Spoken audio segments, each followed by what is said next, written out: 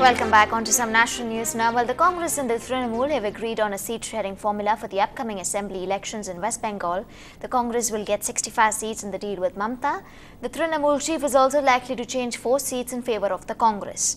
Top leaders of the Congress met in New Delhi today to discuss the deadlock. Senior Congress leader Pranab Mukherjee also met Sonia Gandhi and is said to have discussed the issue with her.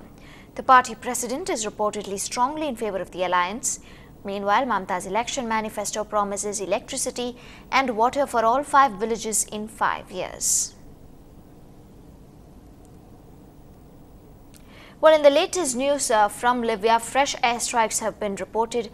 In condemning the airstrikes on Libya, Foreign Minister S.M. Krishna says India regrets the airstrikes by the coalition forces and the airstrikes are sure to harm innocent civilians. India, along with the Arab League, China and Russia have criticized the airstrikes by the Western allies.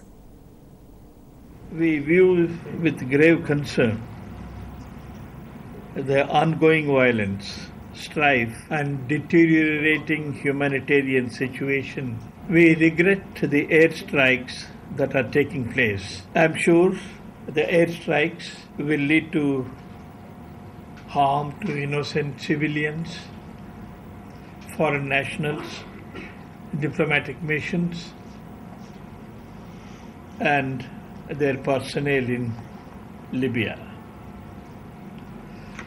India calls upon all parties to abjure violence and the use of threat and force to resolve the differences. Well, the war in Libya has had its impact on oil prices. The price of crude oil jumped by more than $2, shooting up the Brent price of a barrel of crude to $116. The internal war in Libya and now air attacks by coalition forces has nearly paralyzed crude exports. Libya has 2% of the world's oil reserves and most of its exports are to Europe. And moving on to news from Japan, while efforts to cool 2 reactors at the Fukushima Daiichi nuclear complex are still on, yesterday pressure unexpectedly rose in a 3rd unit's reactor, meaning plant operators may need to deliberately release radioactive steam. That has only added to anxiety over radiation leaks.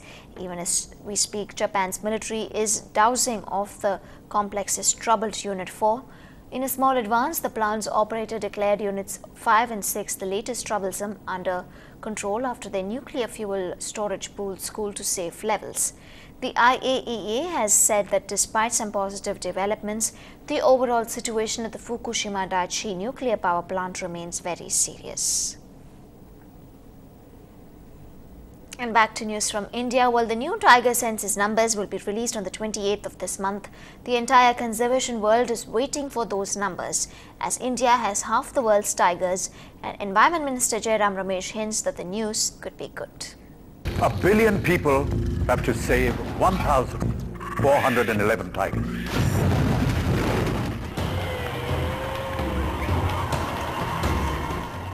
The now famous number 1411 that's been ingrained in the public psyche is about to change.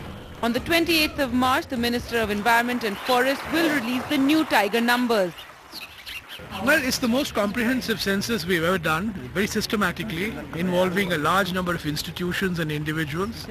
We are releasing the tiger census on the 28th of March. I have no inside information. But inshallah, we may have some good news, but I'm keeping my fingers crossed.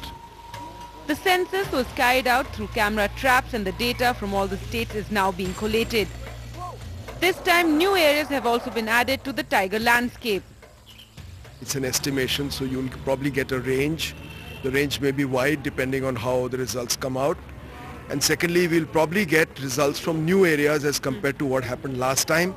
If the tigers to be safe from extinction, India holds the key as half the world's tiger population is found here. And with the new tiger numbers to be released soon, the world is waiting in anticipation. In New Delhi, Gargi Rawat for NDTV. And stay ahead on the bulletin. Will Saifina tie the knot soon, and does Bebo score 5 stars with Saif's mom? Find out when we come back.